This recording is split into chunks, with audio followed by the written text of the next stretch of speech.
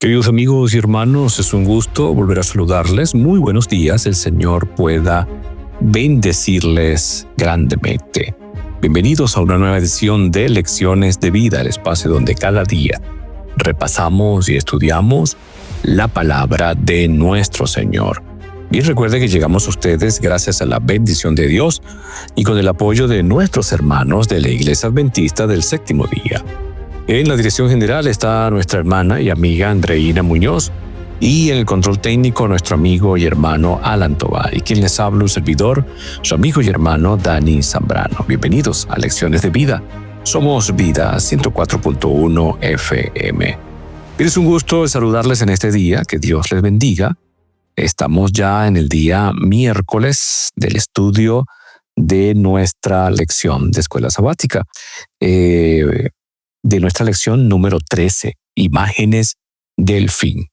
El versículo de memoria lo encontramos en Jonás 1:9. Y él respondió: soy hebreo y venero al Señor, Dios de los cielos, que hizo la tierra y el mar. En el contexto de Reavivados por su palabra, no olvide que hoy nos corresponde la lectura de Éxodo, capítulo número 20. Éxodo capítulo 20. Bien, vamos a orar para iniciar nuestro estudio. Querido Señor, estamos agradecidos a ti, Padre Celestial, por tu amor, tu bondad y misericordia para con cada uno de nosotros.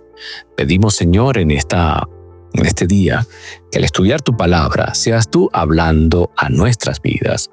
Perdona, Señor, nuestros pecados, lo pedimos en el santo nombre de Cristo Jesús, nuestro Señor y nuestro Salvador.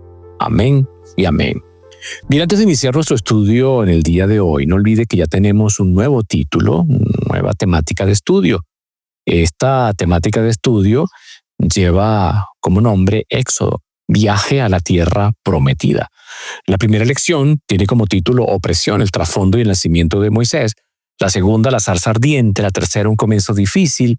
La cuarta, las plagas. La quinta, la Pascua, y así. Vamos a ir viendo diferentes tópicos del libro de Éxodo para llegar hasta el final, hacia el tabernáculo. Es una manera interesante de llevarnos a la obra que Cristo realiza en este momento en el santuario celestial. Así que va a ser un trimestre bien interesante, como todos cuando estudiamos la Biblia. Y en esta oportunidad entonces vamos a ver cómo el libro de Éxodo nos habla acerca, apreciados hermanos, de ese Dios de amor que trajo la liberación y trajo amor, salvación a su pueblo en un momento señalado con sus poderosas acciones. Así que vamos a ver muchísimas cosas y aprender y recordar algunas, fortalecer otras, pero por sobre todas las cosas, entender que Dios es nuestro Rey, nuestro Señor y nuestro Salvador.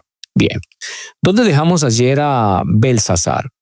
Lo dejamos allí ante el juicio de Dios, lo dejamos allí ante las palabras que aparecieron en el encalado de la pared, lo dejamos allí con un imperio completamente destruido que estaba cayendo de sus manos, como lo decía la profecía, para dar paso al imperio de los medos y los persas, como bien lo presenta la profecía de Daniel, capítulo número 2 e incluso la profecía de Daniel 7. Bien, fíjense que allí se escribió Mene, Mene, Tekel, Uparsin, y entendimos 4 palabras que tenían que ver con contar, asignar, evaluar, revisar, fatalidad, y al final, después de pesar en balanza, recuerde que Dios es el único que pesa en balanza. Un texto para poder corroborar esto, porque el Dios de todo saber es Jehová, y a él le toca el pesar las acciones. Eso está en 1 Samuel 2:3. Ahora, Job 31:6, pésame Dios en balanza de justicia y conoceré mi integridad. También vimos entonces que al ser hallado falto, entonces su reino sería desintegrado, uparsin, o como dice en algunas versiones, Pérez.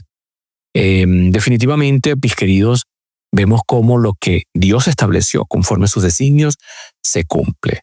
Ahora, un detalle más interesante. Fíjense que son 4 palabras: Mene, Mene, Tekel, Uparsin. 4 palabras, 4 puntos, 4 elementos. Ahora usted dirá que tiene que ver todo esto con lo que está pasando con el reino de Babilonia. El número 4 es presagio del fin. Es presagio del fin. Ahora, fíjense que para Belsasar era su momento final. Después que muere Nabucodonosor, entonces viene Amel-Marduk, Neriglissar, luego viene Labashis-Marduk y finalmente Nabonido. Y Nabonido coloca como regente a Belsasar de Babilonia. Entonces, cuando Belsasar le comenta todo eso, este rey, Belsasar también, entiende que es el último monarca neobabilónico. Ahora, ¿cómo termina este imperio? Pues cuando nosotros revisamos la historia, mis queridos hermanos, vemos cómo Ciro detiene el Éufrates, y al detener el Éufrates logra bajar el nivel del agua, y cuando logra bajar el nivel del agua, pues automáticamente él puede pasar por los canales de Babilonia, la gran ciudad. Pero lo más interesante de todo esto es que él se consigue con una Babilonia que se encontraba metida en el festejo, algunos ya ebrios, algunos ya perdidos allí entre todo lo que estaban haciendo. Lo cierto del caso es que no se dieron cuenta cuando llegó sobre ellos la destrucción y llegó el momento final.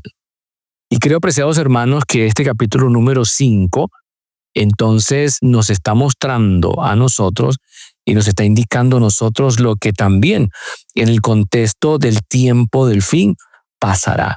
La Biblia dice que Jesús vendrá como ladrón en la noche, haciendo alusión al hecho de que para muchos será un momento donde jamás se lo imaginaron. Ahora, recuerde que ayer decíamos que Belsasar fue condenado no tanto por no conocer, no, él conocía las evidencias, él conocía lo que estaba pasando. El problema de Belsasar estaba en su corazón. Él no quiso aceptar ni reconocer al Dios eterno, ni mucho menos al Dios verdadero. Entonces, al hacer eso, pues vea usted todo lo que allí ocurre. El reino de Babilonia cae conforme la profecía así lo había establecido. Ahora, hay algunos detalles que yo quisiera compartir con ustedes respecto a este asunto, respecto a lo que tiene que ver con la caída de Babilonia. Para eso y para explicar algunos detalles que ocurrieron en el pasado, en el contexto histórico primero que estamos estudiando de Daniel 5 de la caída de Babilonia, me gustaría que nos ubicáramos entonces en el libro de Apocalipsis. Y el capítulo número 12 dice lo siguiente: para que estuviese preparado el camino los reyes del oriente. Estamos hablando del contexto de la sexta copa, o ese momento de esa copa de la ira de Dios que cae sobre el mundo. Y fíjense que es las plagas postreras. Son 7 plagas postreras. ¿Por qué se llaman las plagas postreras? Porque ellas caen, apreciados hermanos y apreciados amigos, caen en el contexto ya del tiempo final. Es decir, ya no hay gracia, ya se acabó la gracia, ya culminó la obra intercesora, entonces son derramadas las 7 copas de la ira de Dios. Cuando usted lee Apocalipsis 15:4, usted puede leer un texto que dice: ¿quién no te temerá, oh Señor, y glorificará tu nombre? Pues solo tú eres santo, por lo cual todas las naciones vendrán y te adorarán, porque tus juicios se han manifestado. Recuerde que Apocalipsis 11:18 resume los sucesos en la tierra justo antes de la batalla final del Armagedón. Se airaron las naciones. Y esta situación en la tierra coincide con la descripción de Jesús sobre los últimos días, y es seguida por la ira de Dios, que son sus juicios en forma de las 7 últimas plagas sobre los impenitentes. Lucas 21:25 dice: entonces habrá señal en el sol, la luna y las estrellas, y esto tiene que ver con los momentos antes de 1798, después de la caída papal, antes de la caída papal y próximos a 1844. Entonces la tierra entra en angustia de las gentes confundidas, todos a causa del bramido del mar y de las olas, es decir, a causa de todo lo que está ocurriendo en el mundo. Y enseguida, después en el lapso de tiempo que Dios ha establecido, que nos alcanza a nosotros y quizás llegará un poco más allá, no sabemos, entonces viene la ira de Dios, que son sus juicios en forma de las 7 últimas plagas sobre los impenitentes. Cuando hablo de impenitentes es porque cuando se cierra la gracia, ya todo estará tomado, ya todo estará sellado. Entonces Apocalipsis 15 comienza con la imagen de 7 ángeles con 7 copas llena de esta ira divina. Pero antes que se derramen, tenemos un pantallazo, por decirlo así, futuro del pueblo de Dios. Y se le describe sobre victorioso sobre la bestia y su imagen y su marca y el número de su nombre, de pie sobre algo semejante a un mar de vidrio y entonando el canto de Moisés y del Cordero. ¿Quiénes son estos? Son los mismos que se mencionan como los 144,000 en Apocalipsis 14 del 1 al 5. Entonces, al ellos haber rechazado la marca de la bestia, están protegidos de las 7 últimas plagas. Y luego, en la segunda venida, sus cuerpos mortales son transformados y se visten de inmortalidad. Y se unen a los santos resucitados cuando Jesús regrese con poder y con gloria, como lo dice Primera de Tesalonicenses 4:17. Entonces, lo que tenemos aquí es el momento final cuando Cristo deje de interceder. Permítame leerle Conflicto de los Siglos, la página 611. Cuando Cristo deje de interceder en el santuario, se derramará sin mezcla la ira de Dios, de la que son amenazados los que adoran a la bestia y su imagen y reciben su marca. Las plagas se cayeron sobre Egipto cuando Dios estaba por libertar a Israel, fueron de índole análoga a los juicios más terribles y extensos que caerán sobre el mundo inmediatamente antes de la liberación final del pueblo de Dios. En el Apocalipsis se lee lo siguiente con referencia a esas mismas plagas tan temibles. Vino una plaga mala y dañosa sobre los hombres que tenían la señal de la bestia y sobre los que adoraban su imagen. El mar se convirtió en sangre como de un muerto y toda alma viviente fue muerta en el mar. También los ríos y las fuentes de las aguas se convirtieron en sangre. Entonces, por terrible que sean estos castigos, los juicios de Dios están plenamente vindicados y son plenamente vindicados. El ángel de Dios declara: justo eres tú, oh Señor, porque has juzgado estas cosas, porque ellos derramaron la sangre de los santos y de los profetas. También tú les has dado a beber sangre, pues lo merecen. Entonces, fíjense que allí se condena a los impíos, porque ellos persiguieron al pueblo de Dios, echaron por tierra la verdad, y ellos derramaron sangre por sus propias manos. Ahora, es importante también entender el significado.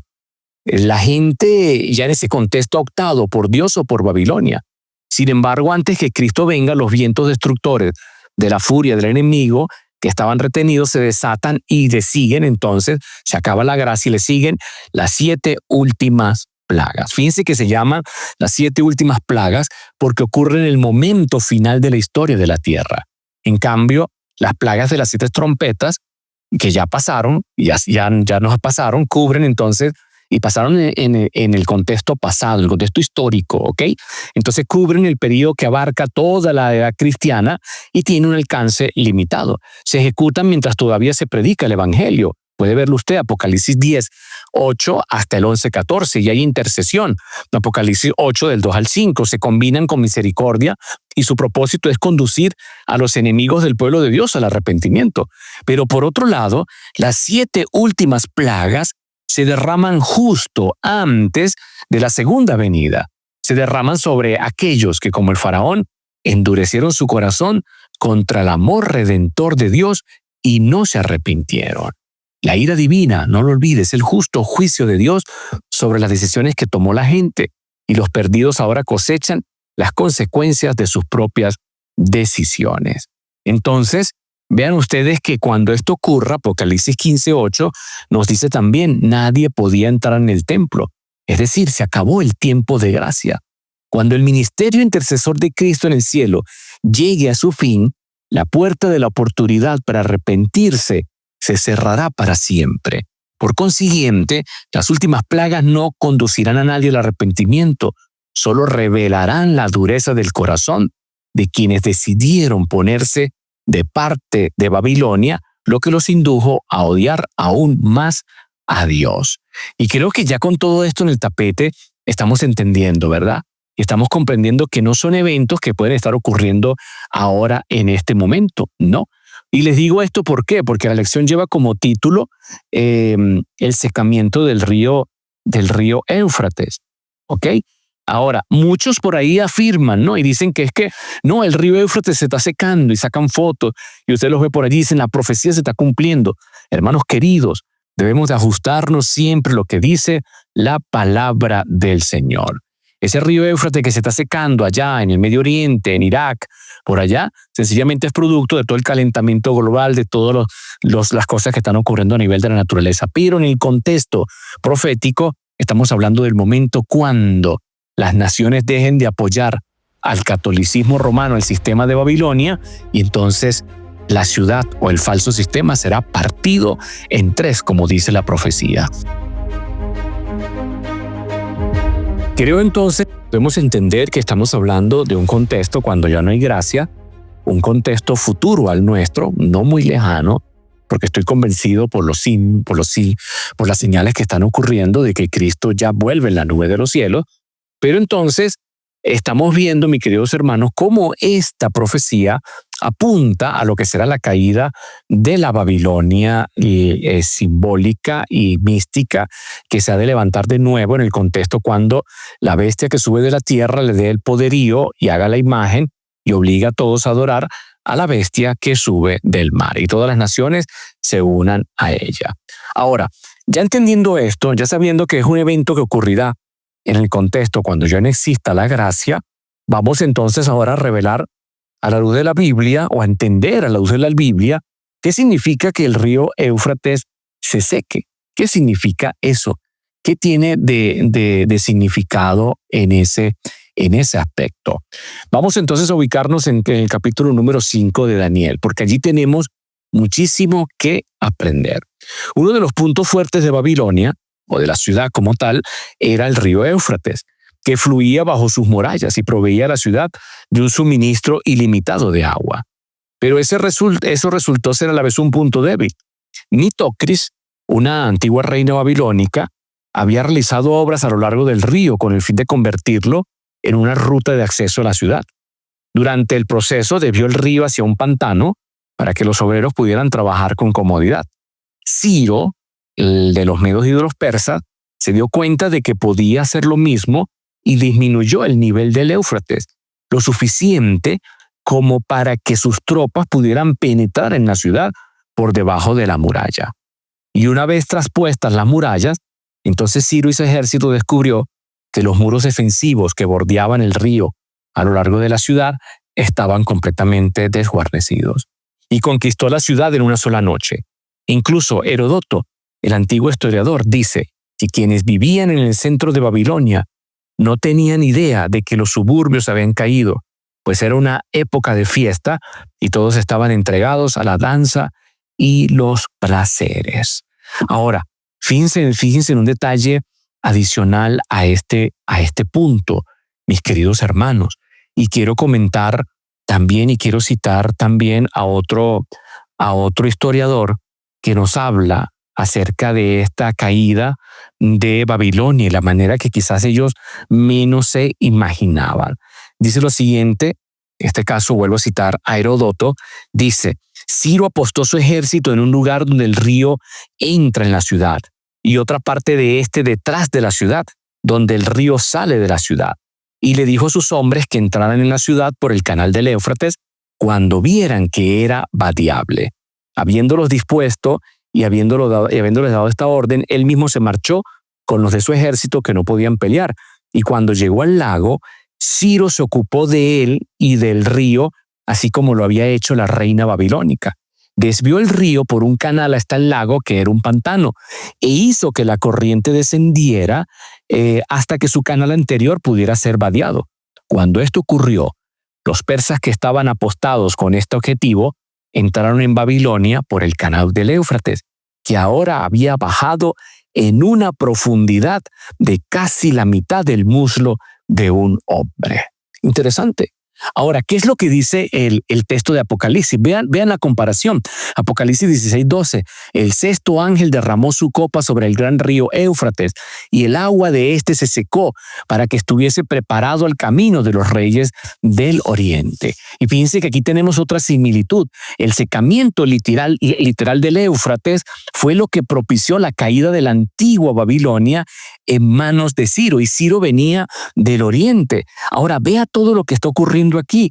Se nos está diciendo y se nos está presentando que antes de la caída de Babilonia, entonces Ciro detiene, baja el caudal del río y ellos pueden entrar. Y cuando entran, entonces cae Babilonia y Belsasar es asesinado esa noche, para dar paso entonces a lo que la profecía había dicho, y es que vendrían los medos y los persas a reinar.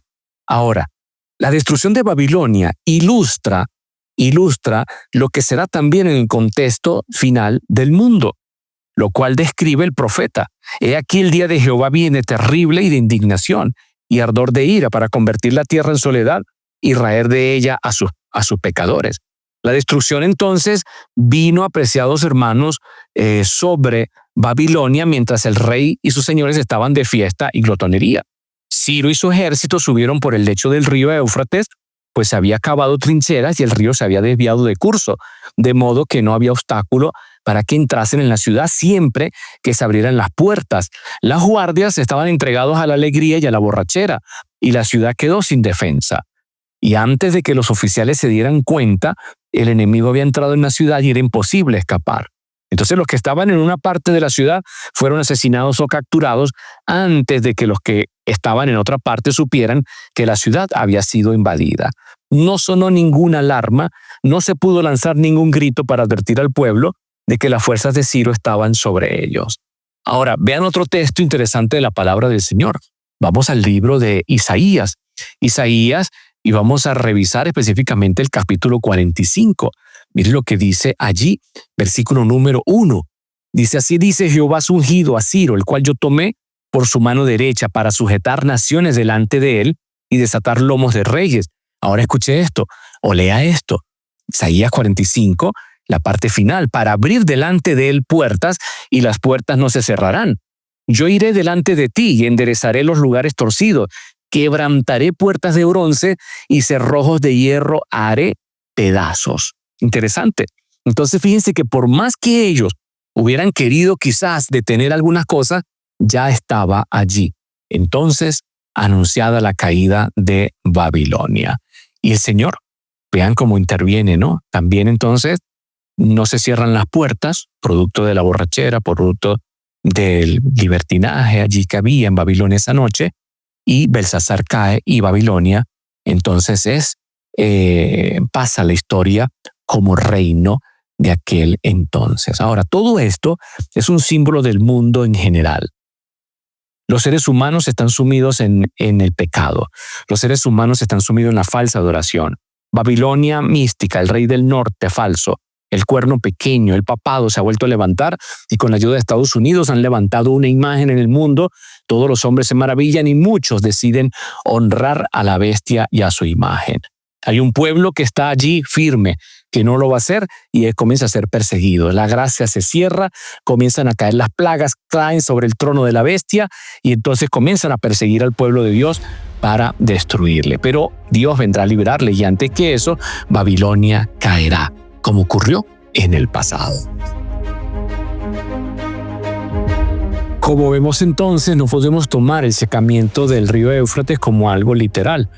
Es algo simbólico en el contexto de la Babilonia que se va a levantar para engañar a los hombres al final del tiempo. En el Antiguo Testamento, el Éufrates era un medio fundamental de apoyo para los enemigos de Israel, Asiria y Babilonia.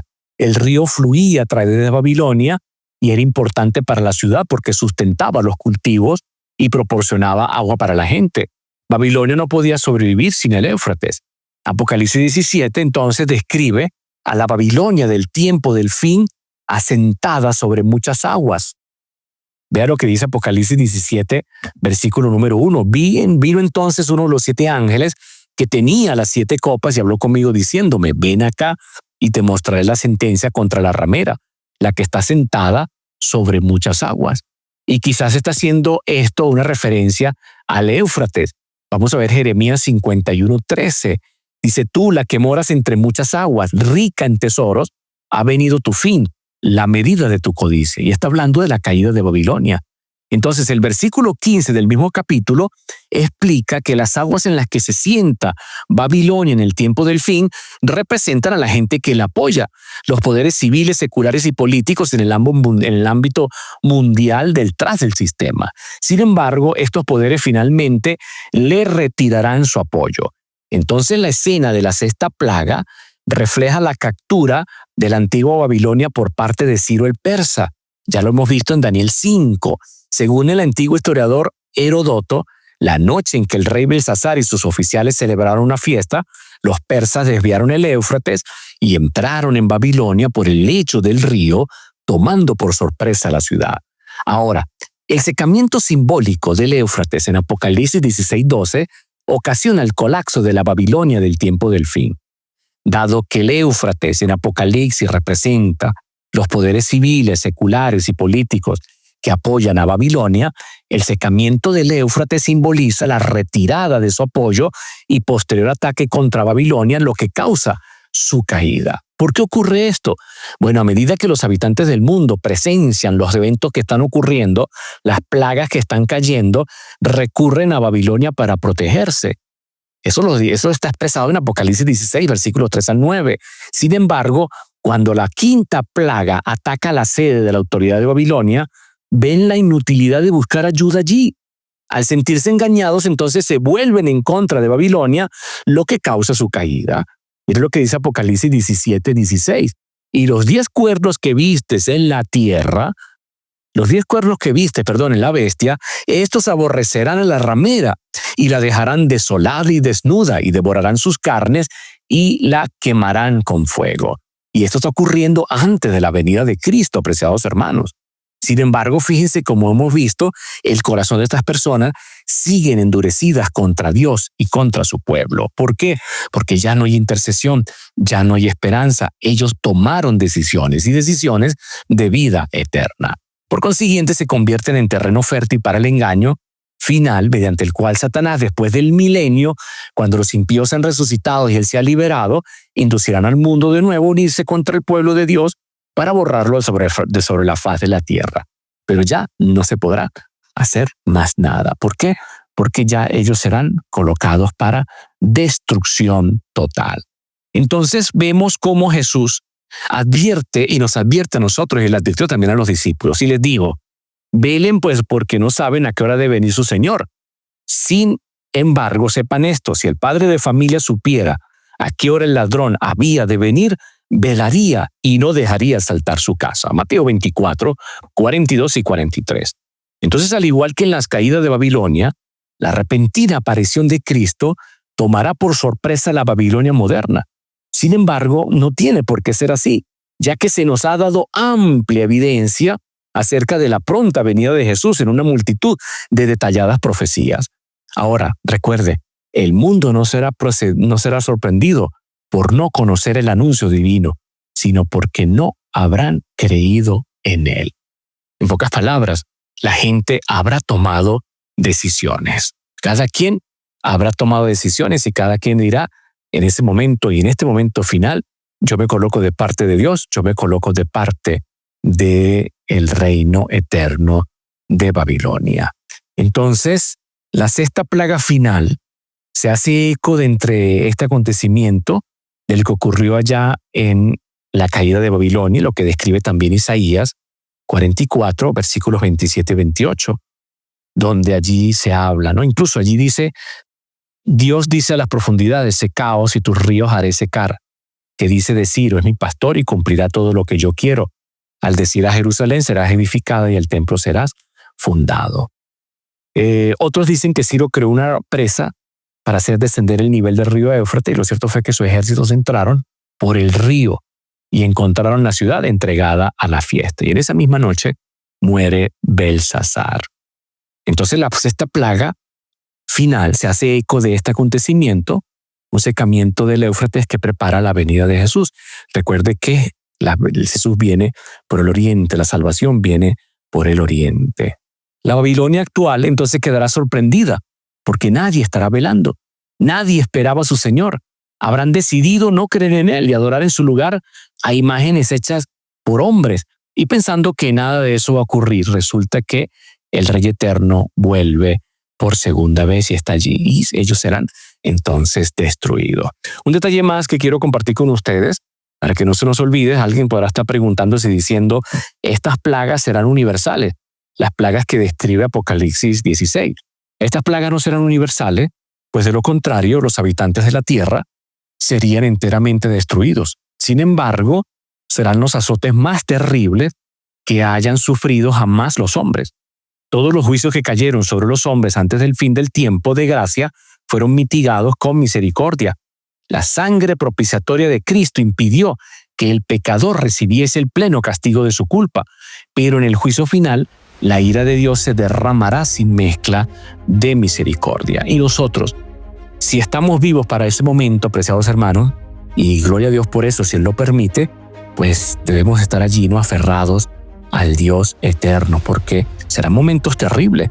Pero si estamos muertos, pues amén también, porque entonces cuando suene la trompeta, seremos levantados. Y los muertos en Cristo, dice la Biblia, resucitarán primero. Así que creo que es tiempo de entender que nuestra única seguridad en medio de todo esto radica en mantenernos unidos al Señor Jesucristo. No podemos tener amistad o no podemos permitirnos, apreciados hermanos, contagiarnos con las cosas del mundo, no, y mucho menos unirnos a ello. Mantengámonos firmes en Jesús y permitamos que el Señor nos dirija para estar listos para ese día glorioso y estar con Él por toda la eternidad. Que el Señor pueda bendecirle. Feliz día.